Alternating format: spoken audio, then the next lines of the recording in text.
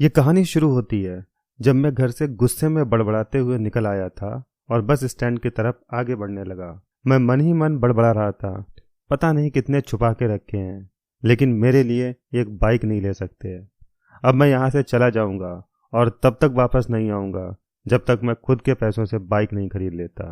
इतना सोच ही रहा था, तभी मेरे पैर में कुछ चुभने का एहसास हुआ। नीचे देखा तो समझ आया कि जल्दबाजी में पापा के जूते पहन आया हूँ। उन जूतों में कील उभरी हुई थी जो मेरे पैर में बार बार घाव किए जा रही थी, लेकिन उस समय गुस्सा इतना अधिक था तो मैं बड़बड़ाते हुए आगे बढ़ गया।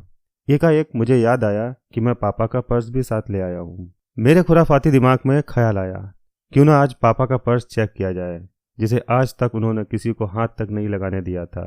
पता नहीं कौन सा खजाना छुपा है इस पर्स में जो किसी को हाथ नहीं लगाने देते थे। जब मैंने पापा का वह पुराना पर्स खोल कर देखा तो उसमें पैसे तो नहीं मिले, लेकिन पैसों की जगह पर एक डायरी रखी हुई थी।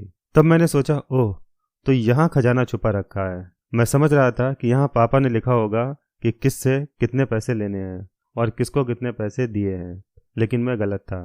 जब मैंने उस छोटी सी डायरी का पहला पेज खोलकर देखा तो वहाँ पर जो लिखा था वह थोड़ा सीरियस कर देने वाला था। डायरी में जो लिखा था उसे पढ़ने के बाद मेरे चेहरे पर जो एक्सप्रेशन थे वह गायब हो चुके थे, क्योंकि डायरी में वैसा कुछ नहीं था जैसा मैं सोच रहा था। वहाँ पर उन पैसों का हिसाब लिखा हुआ था जो अलग अलग कामों के लिए अलग अलग लोगों से उधार लिए गए थे। उस लिस्ट में कंप्यूटर के नाम पर भी पैसे लिए गए थे। कुछ यूँ लिखा था, 50,000 बेटे के कंप्यूटर के लिए। वह वही कंप्यूटर था जिसे मैं आज तक यूज़ कर रहा हूँ, लेकिन मुझे यह पता नहीं था उस कंप्यूटर को खरीदने के लिए पैसे कहाँ से आए थे, लेकिन आज पता चल रहा था। मुझे आज भी याद है, जब मैंने पहली बार कैमरे के लिए ज़िद की थी तो मेरे पापा ने मुझे 2 हफ्ते बाद मेरे बर्थडे पर ला कर दिया था, जिसे देखकर मैं बहुत खुश हुआ था। और मुझे खुश देखकर मुझसे कहीं ज़्यादा अगर कोई खुश था तो वह थे पापा। अब मेरे चेहरे पर गुस्सा एकदम गायब हो चुका था। जब मैंने आगे का पन्ना पलटा तो वहाँ पर कुछ इच्छाएं लिखी हुई थीं। पहली जो इच्छा लिखी थी उसमें जो लिखा हुआ था, अच्छे जूते पहनना। यह बात मेरी कुछ समझ में नहीं आई। तभी मेरा पाँव अचानक सड़क पर भरे हुए पानी पर जा पड़ा और तभी मेरे पाँव में कुछ गीलापन होने का एहसास हुआ। जब मैंने जूता उतार कर देखा तो उसका तला टूटा हुआ था। यह देखकर मुझे डायरी में लिखी बात याद आ गई। तभी मुझे माँ पापा की कही बातें याद आ रही थीं कि कैसे माँ जब कहा करती थी पापा से, अब तो जूते पुराने हो गए हैं, नए ले लीजिए, तो पापा अक्सर यह कहकर टाल दिया करते थे, जूते अभी और चलेंगे, अभी कुछ दिन पहले तो लिए थे। मुझे आज समझ आ रहा था कि कितने दिन और चलेंगे। साथ ही साथ यह भी समझ आ रहा था कि पापा पर्स को क्यों छुपा कर रखते थे। तभी उस डायरी को पढ़ते हुए बस स्टैंड पर पड़ी बेंच पर आकर बैठ गया। अब उस डायरी का आखिरी पन्ना बचा हुआ था। उस पन्ने को जब मैंने पलट कर देखा तो वहाँ कल की तारीख लिखी हुई थी। तारीख के नीचे लिखा हुआ था 50,000 रुपये बाइक के लिए। बस इतना पढ़ा और दिमाग सन्न रह गया। अब मेरे मन में और कोई गिला शिकवा नहीं बचा था, बस मेरी आंखों से आंसू चल रहे थे। मुझे आज तक नहीं पता तब मैं क्यों रोए जा रहा था।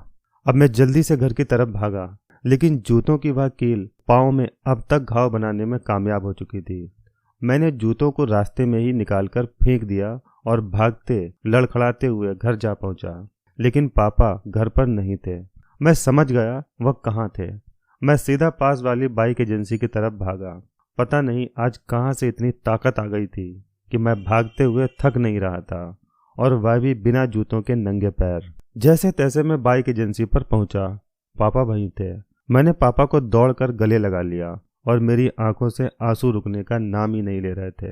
पापा को समझ नहीं पा रहे थे आखिर हो क्या रहा है, मैं क्यों रो रहा हूँ। मैंने पापा से कहा, पापा मुझे मोटरसाइकिल नहीं चाहिए, आप अपने लिए जूते ले लीजिए। अब आज से मैं जो भी कुछ करूँगा अपनी मेहनत से अपने बलबूते पर पढ़ लिख कर करूँगा। दोस्तों, अगर आपको ये कहानी अच्छी लगी हो तो इस वीडियो को लाइक करें, वह हमारे चैनल को सब्सक्राइब अवश्य करें, ताकि आपको और ऐसी ही ज्ञानवर्धक कहानियाँ समय समय पर मिलती रहें। वीडियो को पूरा देखने के लिए आपका दिल से धन्यवाद।